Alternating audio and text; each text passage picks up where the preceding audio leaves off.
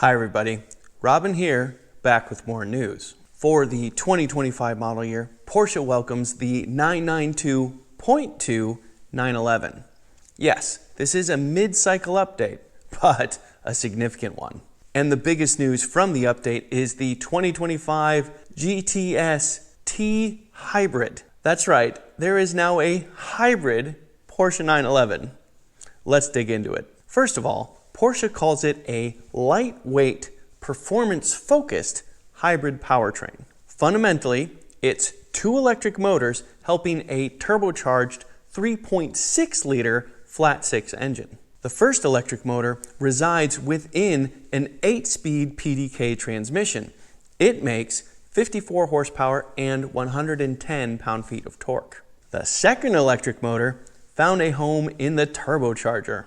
Nestled between the compressor and the turbine, the motor spins up the turbo before the exhaust gases can. Moreover, it also generates electricity once the exhaust gases have excess energy, harnessing as much as 15 horsepower. As a result, this turbocharger has no wastegate, and it does the work that two do in the base Carrera engine. Porsche also claims that this turbocharger improves response and performance, which honestly I would expect as a minimum requirement for the added money spent and the added weight. Supplying the energy is a compact 1.9 kilowatt hour 400 volt battery. Porsche says it's about the same size and weighs about the same as the 12 volt battery that the GTS used to have, and indeed resides where that battery used to go. Porsche replaced the old 12 volt battery with a lithium ion unit and moved it to the back of the car. The engine itself starts life as a 3-liter, but sees a 6mm increase in bore and an over 5mm increase in stroke to reach its 3.6 liters of displacement. And thanks to an electrically driven air conditioning compressor, the engine itself has no belt drive, and that's what made room for the hybrid bits. On its own, the 3.6-liter flat-six makes 478 horsepower and 420 pound-feet of torque, a small 5 horsepower increase from before, and no additional torque. But thanks to the electric motor mounted ahead of the PDK, total system horsepower is now 534, and total system torque is 450 pound-feet, bettering the outgoing GTS by 61 horsepower and 30 pound-feet. Porsche claims 0 to 60 in just 2.9 seconds, which is 0.3 of a second better than the outgoing GTS, and a top speed of 194 miles an hour. So, performance is certainly there. But vehicle weight is up by over 110 pounds, now more than 3,516 pounds. I'm not sure that's lightweight. To be fair, considering the equipment added, it's a respectable mitigation of weight gain.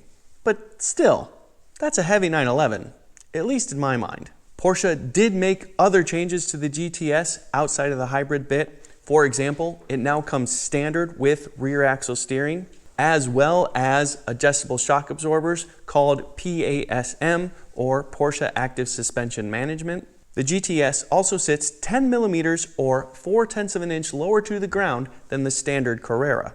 And adjustable anti-roll bars, what Porsche calls Porsche Dynamic Chassis Control, will be an option.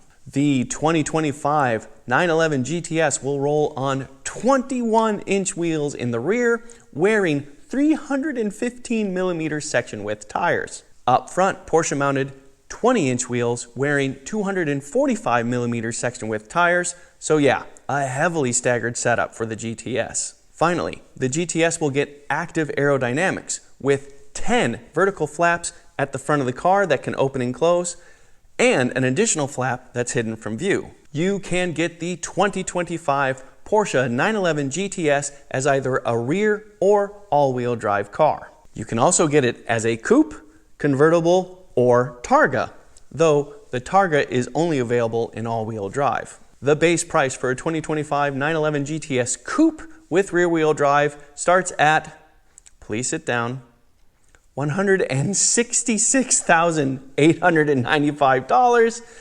and goes up pretty darn quickly from there. You can order one right now, but don't expect it to arrive till towards the end of the year. As I mentioned at the top, this is a mid-cycle refresh of the 992 Generation 911, so there are changes across the lineup, including the base Carrera, but I will cover that in a separate video coming soon. What can I say? This is a wild time in the sports car world. Now, even our high-end sports cars are receiving help from electricity to propel us forward. But considering that this is just one trim for the 2025 model year, you can clearly see that Porsche is treading very carefully into the hybrid realm. It does not want to alienate any of its loyal fan base. But honestly, I'd say embrace this change. It's subtle. You actually gain displacement and retain that glorious mechanical flat six engine sound. At least I hope.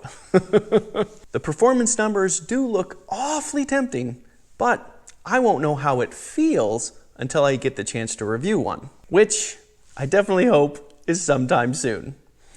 I'm Robin Warner. Thank you very much for watching.